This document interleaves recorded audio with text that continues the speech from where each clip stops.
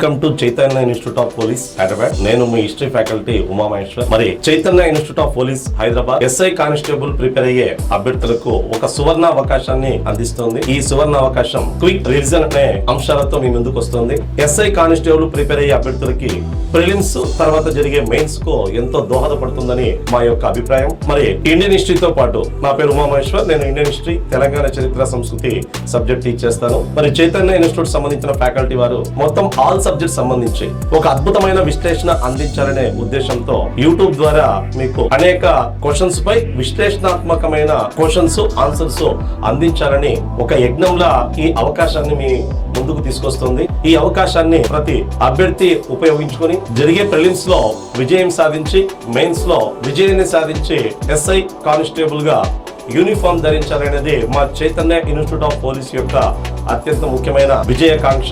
దీన్ని ప్రతి అభ్యర్థి సద్వినియోగం చేసుకోవాలని కోరుకుంటున్నాం. మనం మరి సబ్జెక్టు ప్రారంభిద్దాం. ఫస్ట్ క్వశ్చన్ చూద్దాం. మగధ నేలిన క్రింది చక్రవర్తులను వారి పాలనా కాలాన్ని అనుసరించి సరైన క్రమంలో అమర్చండి అని అడిగాడు. ఆప్షన్ లో ఏ బిందుసారుడు, బి బింబిసారుడు, సి అశోకుడు మరియు డి అజాత్ శత్రువు అని ఉన్నాయి. ఇలా బాగా గమనించాలి. బింబిసారుడు, బిందుసారుడు, బింబిసారుడు గమనిస్తే బింబిసారుడు ఆర్యాంగ వంశానికి చెందిన రాజు, బిందుసారుడు మౌర్య వంశానికి చెందిన రాజు.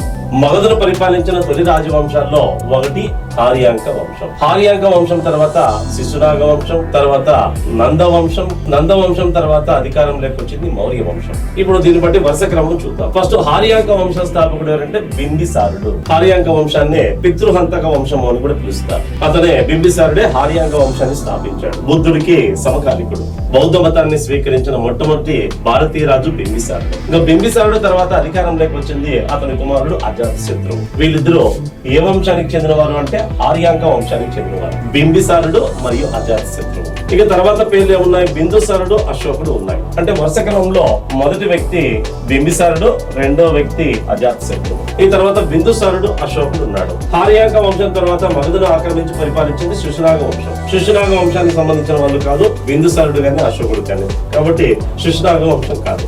ఇక నందవంశ స్థాపకుడు అయితే మహాపద్మనందుడు, చివరి వాడైతే ధరణందుడు. ఇక్కడ ఆ పేర్లు లేవు. తర్వాత వచ్చింది నందవంశాన్ని అంతమొందించి అధికారంలోకి వచ్చింది ఏది అంటే మౌర్య వంశం. మౌర్య వంశ స్థాపకుడు ఎవరంటే చంద్రగుప్త మౌర్యుడు తర్వాత అధికారంలోకి వచ్చింది అతని కుమారుడు బిందుసారుడు తర్వాత అధికారంలోకి వచ్చింది అశోకుడు. దీని ప్రకారం చూస్తే వీళ్ళిద్దరు ఆర్యాంక వంశం చెందిన వారు, వీళ్ళిద్దరు మౌర్య వంశానికి చెందినవారు. అంటే మౌర్య వంశం మగధను పరిపాలించిన 4వ రాజవంశం. దీని ప్రకారం చూస్తే బిందుసారుడు 3వ వ్యక్తి అవుతాడు, అశోకుడు 4వ వ్యక్తి అవుతాడు. దీన్ని బట్టి ఆన్సర్ BDAC అనేది ఆన్సర్. BDAC ఇక్కడ మనకి ఆన్సర్ కనిపిస్తుంది, సరైన ఆన్సర్. బాగా గమనించండి. ఆర్యాంక వంశ స్థాపకుడు బింబిసారుడు. ఈ వంశాన్ని పితృహంతక వంశం అంటారు. ఆర్యాంక వంశంలో అత్యంత గొప్పవాడు అజాత్ శత్రువు. ఇక మౌర్య వంశ స్థాపకుడు చంద్రగుప్త మౌర్యుడు. మౌర్య వంశంలో అత్యంత గొప్పవాడు అశోకుడు. క్రింది వాటిని జతపరచండి అని అడిగాడు. లిస్ట్ 1, లిస్ట్ 2 అని ఇచ్చాడు.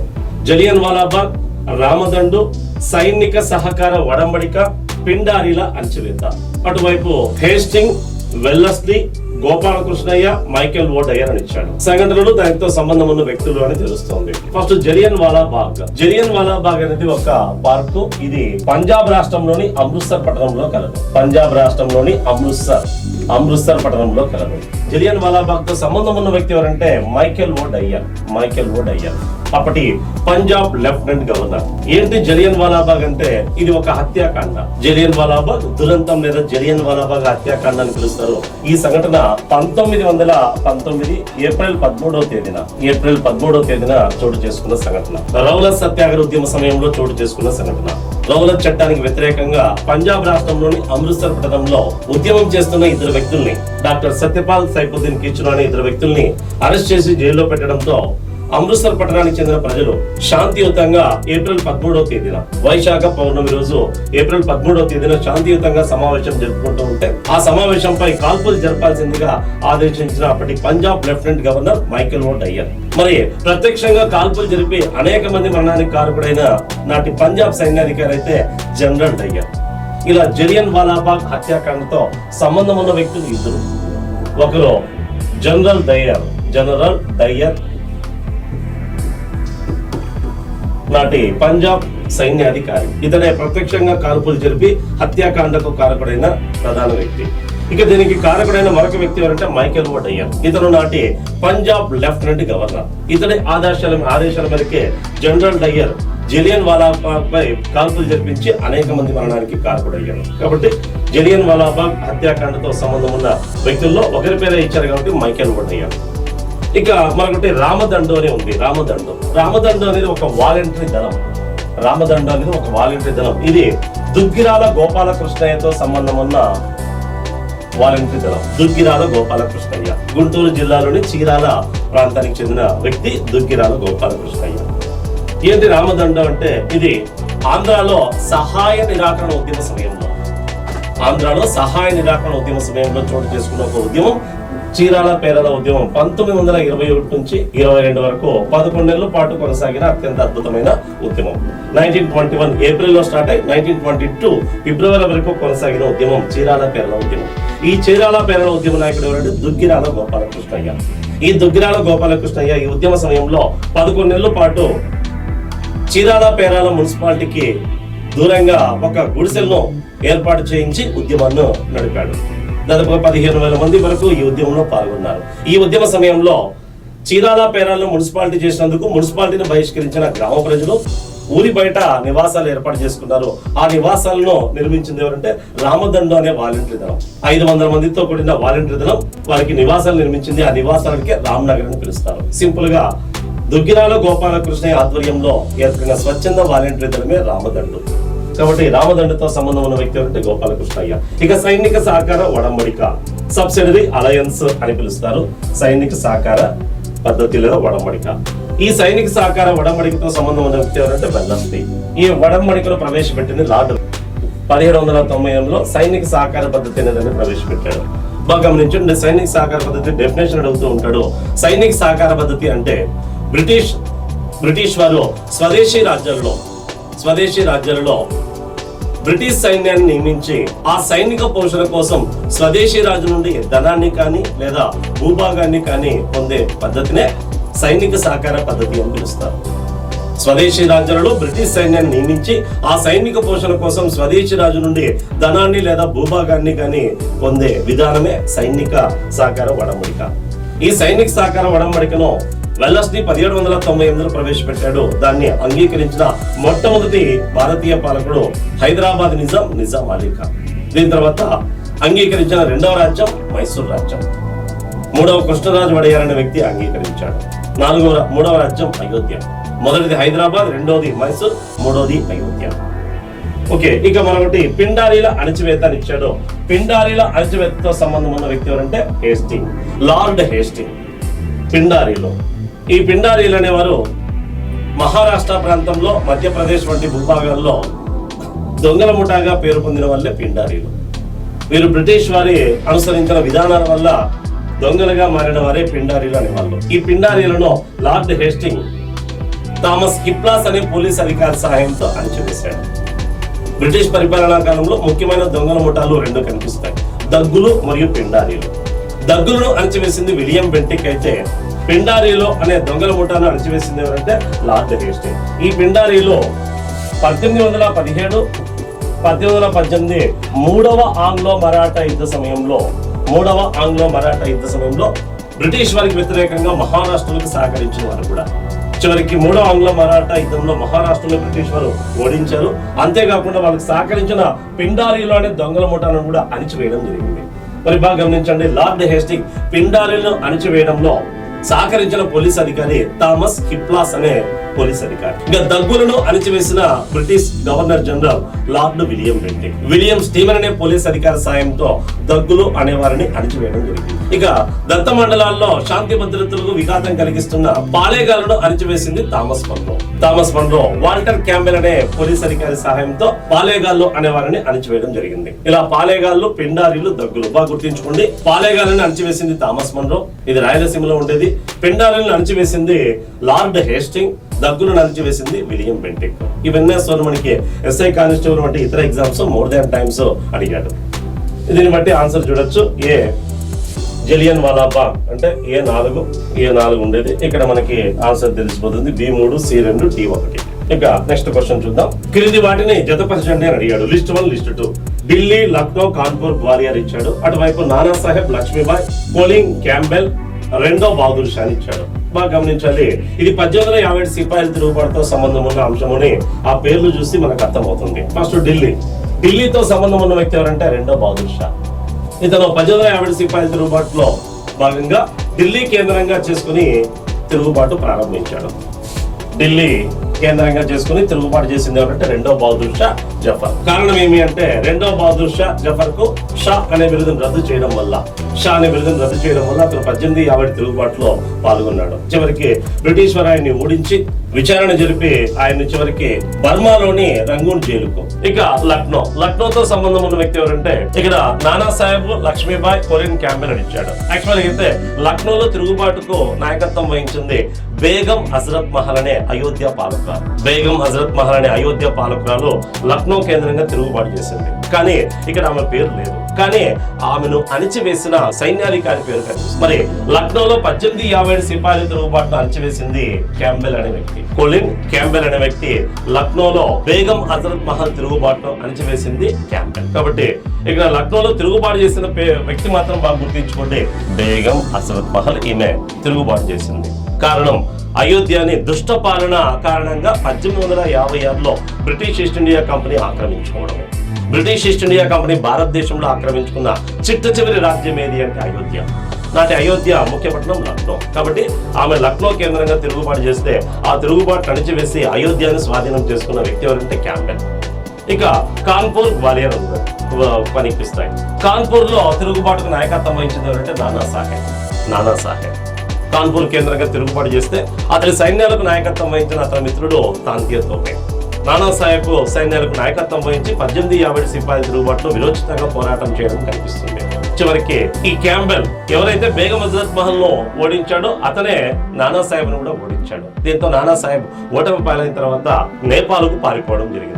ఇలా 1850 సిపాయిల తిరుగుబాటులో బ్రిటిష్ వారి చేతిలో ఓడిపోయి నేపాల్కు పారిపోయిన వాళ్ళు ఇద్దరున్నారు. అందులో ఒకరు నానా సాహెబ్, మరొక వ్యక్తి బేగం హజరత్ మహల్. నానా సాహెబ్ బేగం హజరత్ మహల్ లో ఓటమి తర్వాత నేపాల్కు పారిపోవడం జరిగింది.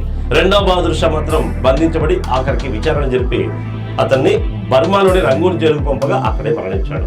ఇక గ్వాలియర్ కేంద్రంగా తిరుగుబాటు చేసింది అంటే లక్ష్మీబాయి. ఈమె ఝాన్సీ ప్రాంతానికి పాలకురాలు. భర్త గంగాధరరావు మరణం తర్వాత రాజ్య సంగమన సిద్ధాంతం కారణంగా ఆమె రాజ్యాన్ని ఆక్రమించడం జరిగింది. దీంతో లక్ష్మీబాయి తన రాజ్యాన్ని పొందడానికి తీవ్రంగా ప్రయత్నం చేసింది. చివరికి బ్రిటిష్ వారు ఇవ్వకపోవడంతో ఆమె 1857 సిపాయిల తిరుగుబాటులో గ్వాలియర్ కోట కేంద్రంగా ఝాన్సీ మరియు గ్వాలియర్ కోటల కేంద్రంగా తిరుగుబాటు చేసింది. ఆఖరికి లక్ష్మీబాయిని జనరల్ హ్యూరోజ్ అనే పోలీస్ సైన్యాధికారి ఓడించి కాల్చి చంపడంతో లక్ష్మీబాయి కూడా మరణించింది. ఇలా లక్ష్మీబాయి ఝాన్సీ కోట కేంద్రంగా, గ్వాలియర్ కోట కేంద్రంగా తిరుగుబాటు చేసినట్టు తెలుస్తుంది. ఇదంతా 1850 సిపాయిల తిరుగుబాటు ప్రాంతాలు, దాంతో సంబంధం ఉన్న వ్యక్తులుగా తెలుస్తుంది. దీన్ని బట్టి ఆన్సర్ చూడొచ్చు. Delhi is equal to A4 ఉండేది ఆన్సర్ మనకి కనిపిస్తుంది. ఇక్కడ A4, B3, C1, D2 సరైన ఆన్సర్. ఇక కలకత్తా భారతీయ సంఘం స్థాపకుడు ఎవరని ఇచ్చాడు. The founder of Calcutta Indian association was అని ఇచ్చాడు. దీన్ని కలకత్తాలో స్థాపించడం వల్ల దీనికి కలకత్తా ఇండియన్ అసోసియేషన్ అంటారు. కలకత్తాలో భారతీయ సంఘం స్థాపకుడు ఎవరని ఇచ్చాడు. దీని స్థాపకులు ఇద్దరు ఉన్నారు. ఒకరు ఆనంద్ మోహన్ బోస్, సురేంద్రనాథ్ బెనర్జీ. వారిద్దరి పేర్లు మనకు కనిపిస్తాయి. స్థాపకుడు ఎవరు అని బిపిన్ చంద్రపాల్, వీరేంద్రనాథ్ చటోపాధ్యాయ. ఇతను అతివాద నాయకుడు, ఇతను విప్లవకారుడు. వీరేంద్రనాథ్ చటోపాధ్యాయ విప్లవ కార్యకలాపాలు నిర్వహించిన వ్యక్తి అయితే బిపిన్ చంద్రపాల్ అతివాద నాయకుడు. ఇక కలకత్తా భారతీయ సంఘం స్థాపకులు ఆనంద్ మోహన్ బోస్ మరియు సురేంద్రనాథ్ బెనర్జీలు ఇద్దరు సరైనవే. ఇందులో ఇద్దరు పేర్లు ఇచ్చారు కాబట్టి మనం ప్రథమంగా ఎవరికి ప్రాధాన్యత ఇవ్వాలంటే సురేంద్రనాథ్ బెనర్జీకి ప్రథమ ప్రాధాన్యత ఇవ్వాలి. ఆయన ఆధ్వర్యంలోనే దీన్ని స్థాపించడం జరిగింది. ఇక దీని స్థాపకుల్లో మరొక వ్యక్తి ఆనంద్ మోహన్ బోస్. దీన్ని ఎప్పుడు స్థాపించారనేది కూడా ఇంపార్టెంట్. 1876లో స్థాపించారు, 1876. దీని యొక్క లక్ష్యం ఏమి అంటే భారతదేశంలో వివిధ రాజకీయ సంస్థలకు సంబంధించిన వారినంతా ఏకం చేసి భారతదేశంలో అత్యున్నత రాజకీయ సంస్థ ఏర్పాటు చేయాలనే ఉద్దేశంతో దీన్ని స్థాపించారు. మరి వీరిద్దరు ఆనంద్ మోహన్ బోస్, సురేంద్రనాథ్ బెనర్జీలు వీరిద్దరు కలిసి భారతదేశంలో వివిధ రాజకీయ పక్షాలన్నింటినీ ఏకం చేయడానికి ఏర్పాటు చేసిన అత్యంత ముఖ్యమైన సమావేశమే కలకత్తా కాన్ఫరెన్స్ లేదా నేషనల్ కాన్ఫరెన్స్. దీన్ని కలకత్తాలో జరపడం వల్ల దీనికి కలకత్తా కాన్ఫరెన్స్ అని పిలుస్తారు. అది 1883లో కలకత్తాలో జరిగింది. ఈ సమావేశంలోనే ఇండియన్ నేషనల్ కాంగ్రెస్ ఆవిర్భావానికి పునాది పడింది. ఐఎన్సి ఆవిర్భావానికి పునాది వేసిన సమావేశం కలకత్తా కాన్ఫరెన్స్. ఈ కలకత్తా కాన్ఫరెన్స్ నిర్వహించిన సంస్థ ఏది అంటే ఇండియన్ అసోసియేషన్. ఈ ఇండియన్ అసోసియేషన్ ఏర్పాటు చేసినది కలకత్తా కాన్ఫరెన్స్ లేదా నేషనల్ కాన్ఫరెన్స్ ని ఏర్పాటు చేసింది ఎవరంటే సురేంద్రనాథ్ బెనర్జీ మరియు ఆనంద్ మోహన్ బోస్లు. కలకత్తా కాన్ఫరెన్స్ 1883 ఈ సమావేశంలోనే ఇండియన్ నేషనల్ కాంగ్రెస్ ఆవిర్భావానికి పునాది పడింది. బాగా గుర్తించుకోండి, కొంత ఇంపార్టెంట్. గదర్ పార్టీ కార్యకలాపాల్లో ప్రముఖ పాత్ర వహించిన ఆంధ్ర ప్రాంతానికి చెందిన విప్లవకారుడు ఎవరని ఇచ్చాడు. కన్నెగంటి హనుమంతు, గాడిచర్ల హరిసర్వతంలో, దుగ్గిరాల గోపాలకృష్ణయ్య, దర్శి చెంచయ్య వంటివి కనిపిస్తాయి. ఇక్కడ సరైన ఆన్సర్ అయితే దర్శి చెంచయ్య. ఇతను ప్రకాశం జిల్లాలోని కనిగిరి ప్రాంతానికి చెందిన వ్యక్తి. ప్రకాశం జిల్లాలోని కనిగిరి ప్రాంతానికి చెందిన వ్యక్తి దర్శి చెంచయ్య. గదర్ పార్టీలో చేరిన ఏకైక ఆంధ్రుడిగా ప్రసిద్ధి చెందిన వ్యక్తి ఇతను. మరి గదర్ పార్టీ అనేది ఎప్పుడు స్థాపితమైంది అంటే 1913లో దీన్ని శాన్ ఫ్రాన్సిస్కోలో స్థాపించారు. అమెరికాలోని శాన్ ఫ్రాన్సిస్కో అనే పట్టణంలో దీన్ని స్థాపించడం జరిగింది. స్థాపించిన వారు లాలా హర్దయాల్ సోహన్ సింగ్ భట్నాలో గదర్ పార్టీ పేరుతో ఒక ప్రముఖ విప్లవ సంస్థను ఏర్పాటు చేశారు. ఇది అమెరికా, కెనడాల కేంద్రంగా భారతీయుల కోసం కృషి చేసిన సంస్థ. ఇక మిగతా వాళ్ళతో సంబంధం ఉన్న సంఘటనలు చూస్తే కన్నెగంటి హనుమంతు అనే వ్యక్తి గాడిచర్ల హరిసర్వతంలో, దుగ్గిరాల గోపాలకృష్ణయ్య. ఇందులో కన్నెగంటి హనుమంతు పల్నాటి పుల్లరి సత్యాగ్రహానికి సంబంధించిన వ్యక్తి. పల్నాటి పుల్లరి సత్యాగ్రహ నాయకుడు కన్నెగంటి హనుమంతు. ఇది ఆంధ్రాలో గుంటూరు కేంద్రంగా జరిగిన ఒక ఉద్యమం. పుల్లరి పనుకు వ్యతిరేకంగా జరిగిన ఉద్యమం కన్నెగంటి హనుమంతు. ఆ ఉద్యమ సమయంలో ఆయన ప్రాణాలు కూడా కోల్పోవడం జరిగింది. ఇది 1921 సెప్టెంబర్ నుంచి 22 మే వరకు జరిగిన ఉద్యమం. ఇక గాడిచర్ల హరిసర్వతంరావు, ఇతన్ని ఆంధ్ర తిలక్ అంటారు. ఆంధ్ర తిలక్ అని పిలుస్తారు. ఈ గాడిచర్ల హరిసర్వతంరావు ఆంధ్రాలో స్వదేశీ ఉద్యమానికి, హోమ్ రూల్ ఉద్యమానికి నాయకుడిగా పనిచేసిన వ్యక్తి గాడిచర్ల హరిసర్వతంరావు. దేశద్రోహం కింద జైలుకి వెళ్ళిన మొట్టమొదటి ఆంధ్రుడు ఎవరంటే గాడిచర్ల హరిసర్వతంరావు. స్వదేశీ ఉద్యమం లేదా వందే మాతరం ఉద్యమ సమయంలో ఆయన తన పత్రిక స్వరాజ్య పత్రిక ద్వారా బ్రిటిష్ వారిని విమర్శించినందుకు దేశద్రోహం కింద జైలుకి వెళ్ళాడు. అలా దేశద్రోహం కింద భారతదేశంలో జైలుకి వెళ్ళిన మొదటి వ్యక్తి అయితే బాలగంగాధర తిలక్. ఆంధ్రుడైతే గాడిచర్ల హరిసర్వతంరావు. ఆంధ్ర తిలక్ అని పిలుస్తారు. ఇతను ఆంధ్రాలో నాయకత్వం వహించిన ఉద్యమాలు రెండు. ఒకటి హోమ్ రూల్ ఉద్యమం, మరొకటి స్వదేశీ ఉద్యమం లేదా వందే మాతరం ఉద్యమం. ఇక మరొక వ్యక్తి దుగ్గిరాల గోపాలకృష్ణయ్య. ఇంతకుముందే వచ్చింది. దుగ్గిరాల గోపాలకృష్ణయ్య గుంటూరు జిల్లాలోని చీరాల ప్రాంతవాసి. ఇతను చేపట్టిన అత్యంత ముఖ్యమైన ఉద్యమమే చీరాల పేరాల ఉద్యమం. 1921 ఏప్రిల్ నుంచి 1922 ఫిబ్రవరి వరకు 11 నెలల పాటు కొనసాగిన అత్యంత ముఖ్యమైన ఉద్యమం. చీరాల పేరాలను మున్సిపాలిటీ చేసి అధిక పన్నులు విధించినందుకు వ్యతిరేకంగా దుగ్గిరాల గోపాలకృష్ణయ్య నాయకత్వంలోని దాదాపు 15,000 మంది ప్రజల వరకు పెద్ద ఎత్తున ఉద్యమాన్ని చేపట్టారు. ఇలా మిగతా వాళ్ళతో సంబంధం ఉన్న సంఘటనలు ఇవి. అయితే ఆన్సర్ వచ్చి దర్శి చెంచయ్య. గదర్ పార్టీ కార్యకలాపాల్లో ప్రముఖ పాత్ర పోషించిన ఆంధ్ర ప్రాంతానికి చెందిన విప్లవకారుడు ఎవరంటే దర్శి చెంచయ్య. గదర్ పార్టీ ఎక్కడ స్థాపించారంటే శాన్ ఫ్రాన్సిస్కోలో స్థాపించారు. ఎప్పుడు స్థాపించారంటే 1913లో స్థాపించారు. దీని స్థాపకులు లాలా హర్దయాల్ సోహన్ సింగ్ భట్నాలు. క్రింది జతలను పరిశీలించండి అని ఇచ్చాడు. Surendranath Banerjee dash Gadar party, Obaidullah dash Bharatiya Swatantra committee, Gadicherla Harisarvottamarao Swaraj party, Darsi Chenchaiah Bharatiya Sangham. ఇందులో సురేంద్రనాథ్ బెనర్జీ గదర్ పార్టీ అన్నారు, ఇది సరైనది కాదు. ఓబైదుల్లా భారతీయ స్వతంత్ర కమిటీ అన్నారు, ఇది కొంత సరైనది. ఇక గాడిచర్ల హరిసర్వతంరావు స్వరాజ్ పార్టీ అన్నారు, ఇది కూడా కొంత సరైనది. ఎలా అనేది చెప్తాం. దర్శి చెంచయ్య భారతీయ సంఘం అన్నారు, ఇది రాంగ్. ఇందులో బీసీలు మాత్రమే సరైనవి. సురేంద్రనాథ్ బెనర్జీ గదర్ పార్టీ అన్నారు, రాంగు. గదర్ పార్టీతో సంబంధం ఉన్న వ్యక్తి ఎవరంటే దర్శి చెంచయ్య. లేదా గదర్ పార్టీని స్థాపించిన వ్యక్తులు ఎవరంటే ఇంతకుముందు చెప్పాం, లాలా హర్దయాల్ సోహన్ సింగ్ భట్నాలు 1913లో శాన్ ఫ్రాన్సిస్కోలో స్థాపించారు. ఇక దర్శి చెంచయ్య భారతీయ సంఘం అన్నారు, ఇండియన్ అసోసియేషన్ ఎవరు స్థాపించారంటే సురేంద్రనాథ్ బెనర్జీ 1876లో. కాబట్టి ఇక సురేంద్రనాథ్ బెనర్జీ ఎదురుగా ఇండియన్ అసోసియేషన్ ఉంటే అది కూడా కరెక్ట్ అయ్యేది. దర్శి చెంచయ్య ఎదురుగా గదర్ పార్టీ ఉంటే అది కూడా సరైనది అయ్యేది. కాబట్టి ఈ రెండు సరైనవి కాదు. ఇక ఒబైదుల్లా భారత స్వాతంత్ర కమిటీ అని ఇచ్చారు. దీన్నే ఇండియన్ ఇండిపెండెన్స్ లీగ్ అని పిలుస్తారు. ఇండియన్ ఇండిపెండెన్స్ లీగ్ లేదా కమిటీ.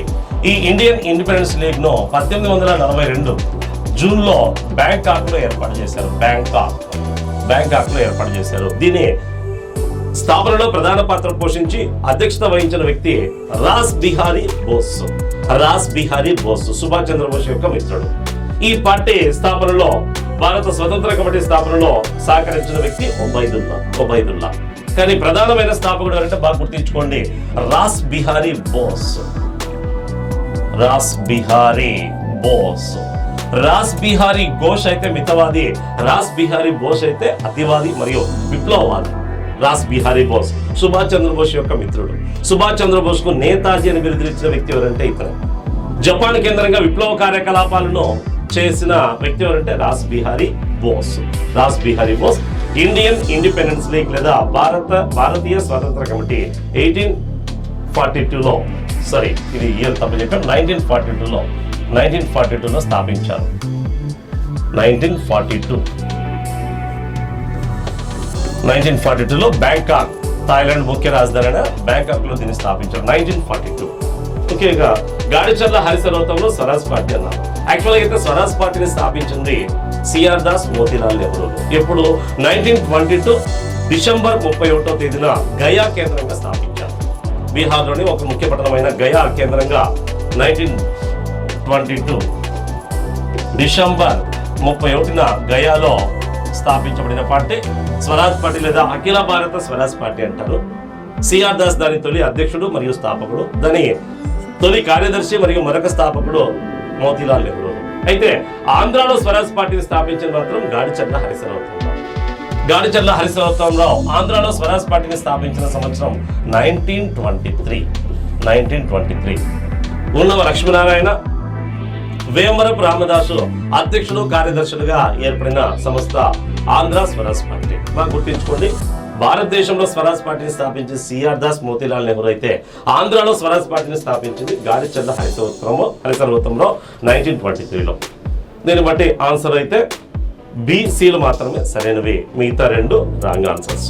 క్రింది వాటిని జతపరచండి అని అడిగాడు. మొదటి కర్ణాటక యుద్ధము, రెండో ఆంగ్లో మరాఠా యుద్ధము, మూడవ కర్ణాటక యుద్ధము, మూడో ఆంగ్లో. మొదటి కర్ణాటక ఈ పక్క చూస్తే శ్రీరంగపట్నం సంధి, ప్యారిస్ సంధి, బేసిన్ సంధి, అక్సలా చాపెల్ సంధిని ఇచ్చాడు. అంటే యుద్ధాలు వాటి సంధుల గురించి ఇచ్చాడు. మొదటి కర్ణాటక యుద్ధం ఇది ఎప్పుడు జరిగిందంటే 1744 నుంచి 48 వరకు చోటు చేసుకున్న యుద్ధం మొదటి ఆంగ్లో కర్ణాటక యుద్ధం లేదా మొదటి కర్ణాటక యుద్ధం అంటారు, లేదా మొదటి ఆంగ్లో ఫ్రెంచ్ యుద్ధం అంటారు.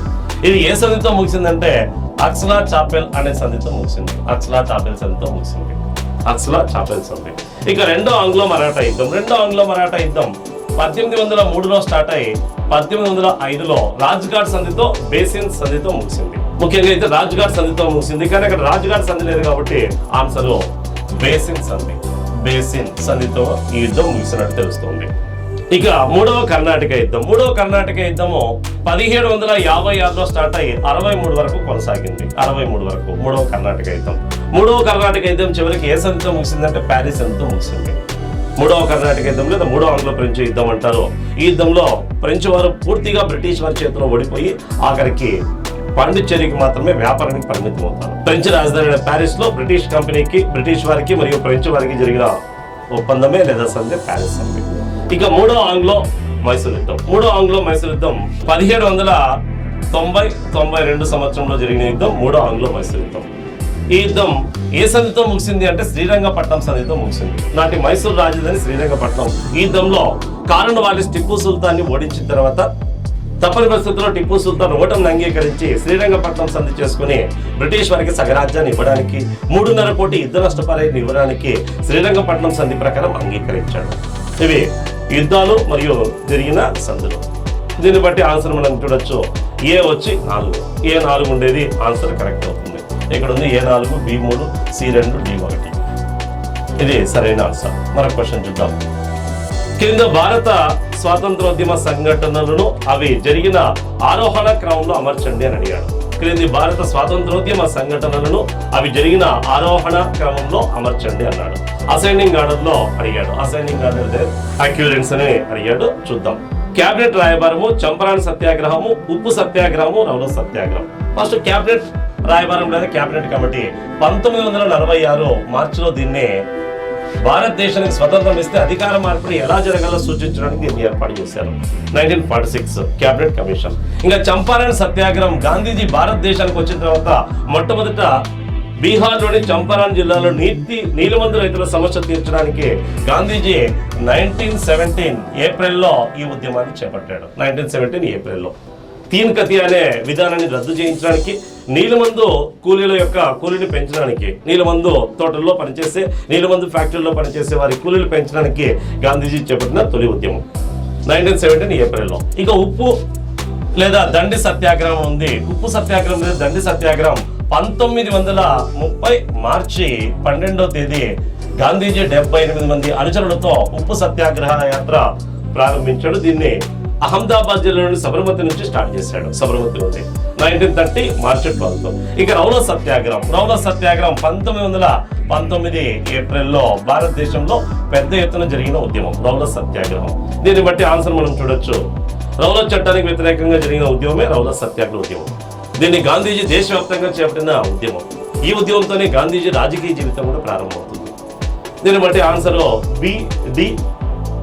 బిడి మరియు సిఏ, బిడిసిఏ అనేది కరెక్ట్ అవుతుంది. ఇక్కడ ఉంది బిడిసిఏ ఆన్సర్, సరైన ఆన్సర్. ఇటీవల కాలంలో ఎస్ఐ కానిస్టేబుల్ ఎగ్జామ్ లో ఇలాంటివి ఎక్కువగా టచ్ చేస్తున్నాడు. గ్రూప్స్ లో, సివిల్స్ లో కూడా ఇలాంటి క్వశ్చన్స్ ఖచ్చితంగా 2-3 క్వశ్చన్స్ ఉంటున్నాయి. కాబట్టి అభ్యర్థులు చదివేటప్పుడు ఒకే సంవత్సరంలో జరిగిన సంఘటనల పైన కూడా క్వశ్చన్స్ అడుగుతూ ఉంటాడు. ఒకటే సంవత్సరం నెలలు ఖచ్చితంగా గుర్తించుకోవాల్సి వస్తుంది. ఇలాంటి క్వశ్చన్స్ బాగా గమనించండి, ఎక్కువగా టచ్ అవుతున్నాయి. జతలను పరిశీలించండి. సంవత్సరము, ఉద్యమం లేదా సంఘటన అని ఇచ్చాడు. 1757 ప్లాసీ యుద్ధం, 1857 సహాయ నిరాకరణ ఉద్యమం, 1885 భారత జాతీయ కాంగ్రెస్ పుట్టుక, 1922 సిపాయిల తిరుగుబాటుని ఇచ్చాడు. దీంట్లో తెలిసిందే. ఇందులో 1757 జూన్ 23వ తేదీన జరిగిన యుద్ధం ప్లాసీ యుద్ధం. ఇది సిరాజుద్దౌలా వర్సెస్ బ్రిటిష్ సైన్యాధికారి రాబర్ట్ క్లైవ్ మధ్య జరిగిన యుద్ధం. ఇది ముఖ్యమైనదే. ఈ యుద్ధంతోనే బెంగాల్లోను మరియు భారతదేశంలో బ్రిటిష్ అధికార స్థాపనకు పునాది వేసిన యుద్ధంగా ప్లాసీ యుద్ధాన్ని చెప్తారు. 1757 ప్లాసీ యుద్ధం సరైనది. సిరాజుద్దౌలా వర్సెస్ బ్రిటిష్ సేనాని రాబర్ట్ క్లైవ్ మధ్య జరిగింది. ఈ యుద్ధంలో సిరాజుద్దౌలా ఓడిపోయి మరణించడం జరిగింది. ఇంకా 1857 సహాయ నిరాకరణ ఉద్యమం అన్నది ఇది రాంగ్. 1857 సిపాయిల తిరుగుబాటు అంటారు కాబట్టి ఇది 1857 సిపాయిల తిరుగుబాటుతో సంబంధం ఉన్నది. 1885 భారత జాతీయ కాంగ్రెస్ పుట్టుక కరెక్టే. 1885 డిసెంబర్ 28వ తేదీన డబ్ల్యూసి బెనర్జీ అధ్యక్షతన ఇండియన్ నేషనల్ యూనియన్ పేరుతో ఇండియన్ నేషనల్ కాంగ్రెస్ ను ఏర్పాటు చేశారు. ఏర్పాటు చేసిన ప్రధాన పాత్ర పోషించిన ఆంగ్లేయుడు స్కాటిష్ జాతీయుడైన ఏఓ హ్యూమ్ లేదా అలెన్ ఆక్టేవియన్ హ్యూమ్ అనే వ్యక్తి కొంతమంది భారతీయుల సహకారంతో ఇండియన్ నేషనల్ కాంగ్రెస్ ని స్థాపించాడు. ఎక్కడ స్థాపించారు అంటే ఐఎన్సి బొంబాయిలోని గోకుల్దాస్ తేజ్పాల్ సంస్కృత కళాశాలలో స్థాపించడం జరిగింది. ఇది కూడా సరైనదే. ఇక 1922 సిపాయిల తిరుగుబాటు నుంచి రాంగ్. యాక్చువల్గా అయితే 1857 తిరుగుబాటు సిపాయిల తిరుగుబాటు అంటారు. 1922 సహాయ నిరాకరణ ఉద్యమం. ఇందులో సరైనవి అయితే ఏ సీలు మాత్రమే సరైనవి, ఏ మరియు సీలు మాత్రమే సరైనవి. మొదటి ఆన్సర్ మాత్రమే కరెక్ట్ ఆన్సర్. క్రింది వాటిని జతపరచండి అని అడిగాడు. Bengal gazette, statements, Hindu patriot, Miratul Akbar వంటి పేర్లు. అటువైపు Robert Knight, Raja Rammohan Roy, Harish Chandra Mukherjee, James Hicky అని ఇచ్చాడు. బాగా గమనించండి. బెంగాల్ గెజిట్ భారతదేశంలోనే మొట్టమొదటి తొలి ఆంగ్ల వారపత్రిక ప్రసిద్ధి చెందింది ఏదంటే బెంగాల్ గెజిట్. ఎవరు స్థాపించారంటే జేమ్స్ అగస్టన్ హక్కి అనే వ్యక్తి స్థాపించాడు. ఎప్పుడు స్థాపించారంటే 1780లో స్థాపించారు. బాగా గమనించండి. బెంగాల్ గెజిట్ భారతదేశంలో స్థాపించబడిన మొదటి పత్రిక. ఈ బెంగాల్ గెజిట్ పత్రిక మొదట ఏ పేరుతో స్థాపితమైంది అనేది వెరీ ఇంపార్టెంట్. బెంగాల్ గెజిట్ మొదట కలకత్తా అడ్వర్టైజర్స్ అనే పేరుతో స్థాపితమైంది. బెంగాల్ గెజిట్ ని జేమ్స్ అగస్టన్ హక్కి అనే వ్యక్తి స్థాపించాడు. యాక్చువల్గా అయితే జేమ్స్ అగస్టన్ హక్కి భారతదేశానికి వ్యాపారం చేసి లాభాలు గడించాలనే ఉద్దేశంతో భారతదేశానికి వచ్చాడు. కానీ దురదృష్టవశాత్తు వ్యాపారం అతనికి కలిసి రాలేదు. దీంతో ఆయన తర్వాత భారతదేశంలో అప్పటి వరకు పత్రికలు లేవు కాబట్టి పత్రికలు పెట్టాలనే ఉద్దేశంతో పత్రికను 1780 జనవరి 29వ తేదీన కలకత్తా అడ్వర్టైజర్ పేరుతో బెంగాల్ గెజిట్ లో కలకత్తా నగరంలో స్థాపించాడు. కానీ నిజాయితీపరుడైన జేమ్స్ అగస్టన్ హక్కి అప్పటి గవర్నర్ జనరల్ అయిన వారెన్ హేస్టింగ్స్ విధానాలను తన పత్రికలో విమర్శించినందుకు ఆయన జైలు పాలు కావడంతో ఆ పత్రిక 1982 మార్చిలో ఆగిపోయింది. ఇలా భారతదేశంలో మొట్టమొదటి స్థాపితమైన పత్రిక ఏదంటే బెంగాల్ గెజిట్. అసలు పేరు కలకత్తా అడ్వర్టైజర్స్. కలకత్తాలో స్థాపించారు. 1780 జనవరి 29వ తేదీన స్థాపితమై 82 మార్చి నాటికి ఇది నిలిచిపోయినట్టు తెలుస్తుంది. ఇక స్టేట్స్మన్, హిందూ పేట్రియాట్ మిరాతుల్ అక్బర్ అని ఇచ్చాడు. ఇందులో మనం కూడా చూడండి, ది మిరాతుల్ అక్బర్. దీన్ని స్థాపించింది ఎవరంటే రాజా రామమోహన్ రాయ్. 1822లో ఈ పత్రికను స్థాపించాడు. 1822 ఇది భారతదేశంలోనే మొట్టమొదటి పర్షియన్ భాషా పత్రిక. రాజా రామ్మోహన్ రాయ్ స్థాపించిన పత్రికలు ముఖ్యంగా 3 ఉన్నాయి. మొదటి పత్రిక సంవాద కౌముది, బెంగాలీ భాషలో ఉంది. 1821లో స్థాపించాడు. తర్వాత నాటి మొఘల్ చక్రవర్తి 2వ అక్బర్ పేరు మీదుగా మిరాతుల్ అక్బర్ అనే పేరుతో మరొక పత్రిక 1822లో స్థాపించాడు. ఇది భారతదేశంలోని తొలి పర్షియన్ భాషా పత్రిక. మరొకటి బ్రాహ్మణ సేవాది అనే పేరుతో మరొక పత్రికను కూడా నడిపాడు. సంస్కృత భాషలో ఉంది. కానీ మొదటి 2 పత్రికలు మాత్రం ఇంపార్టెంట్. సంవాద కౌముది మరియు మిరాతుల్ అక్బర్. రాజా రామ్మోహన్ రాయ్ స్థాపించాడు 1822. ఇది పర్షియన్ భాషలో ఉండే మొదటి పత్రిక. ఇక స్టేట్మెంట్స్, హిందూ పేట్రియాట్ ఇది ఇచ్చాడు. స్టేట్స్మెంట్ అనే పత్రికను స్థాపించింది ఆర్ఎస్ గుప్తా అనే వ్యక్తి స్థాపించాడు. హిందూ పేట్రియాట్ అనే పత్రికను స్టార్ట్ చేసింది మధుసూదన్ రాయ్ అనే వ్యక్తి స్థాపించాడు. మధుసూదన్ రే గుర్తించుకోండి. హిందూ పేట్రియాట్ కి హరిశ్చంద్ర ముఖర్జీ అనే వ్యక్తి 1855 to 61 మధ్య కాలంలో ఆయన ఎడిటర్ గా, సంపాదకుడిగా పనిచేశాడు. స్టేట్స్మెన్ అనే పత్రిక రాబర్ట్ నైట్ అని ఉంది. ఇక్కడ యాక్చువల్ గా అయితే దీంతో సంబంధం ఉన్న వ్యక్తులు లేరు కాబట్టి ఇది కొంచెం రాంగ్ అనిపిస్తుంది. సరైన ఆన్సర్ అయితే A4 B ఇక్కడ తప్పు పడింది. B పక్కన పెట్టేసేయండి. A4 D2. ఇక C యాక్చువల్ గా అయితే 3 కరెక్ట్ అవుతుంది. ఎందుకంటే హిందూ పేట్రియాట్ కి హరిశ్చంద్ర ముఖర్జీ అనే వ్యక్తి ఎడిటర్ గా, సంపాదకుడిగా పనిచేశాడు కాబట్టి ఇది సరైనది గమనించవచ్చు. హిందూ పేట్రియాట్ అనే పత్రికను 1853లో 1853లో స్థాపించింది మధుసూదన్ రే అనే వ్యక్తి స్థాపించాడు. స్టేట్మెంట్స్ పత్రికను స్థాపించింది ఆర్ఎస్ గుప్తా. ఇవి ఇండియన్ హిస్టరీకి సంబంధించిన ముఖ్యమైన క్వశ్చన్స్. ఇక మనము తెలంగాణ చరిత్ర సంస్కృతి సంబంధించిన అత్యద్భుతమైన ముఖ్యమైన క్వశ్చన్స్ మనము ఈ 65 క్వశ్చన్స్ నెక్స్ట్ మనము తెలుపబోయే క్వశ్చన్స్ అత్యద్భుతంగా ఇవి ఎస్ఐ కానిస్టేబుల్ గ్రూప్ 2లో ఓవరాల్ గా కవర్ అయ్యేటట్టుగా మనం క్వశ్చన్స్ చేసాం. అవి నెక్స్ట్ మనము క్లాస్ లో చెప్తాం. ఓకే, థ్యాంక్ యూ అండి. Thank you very much.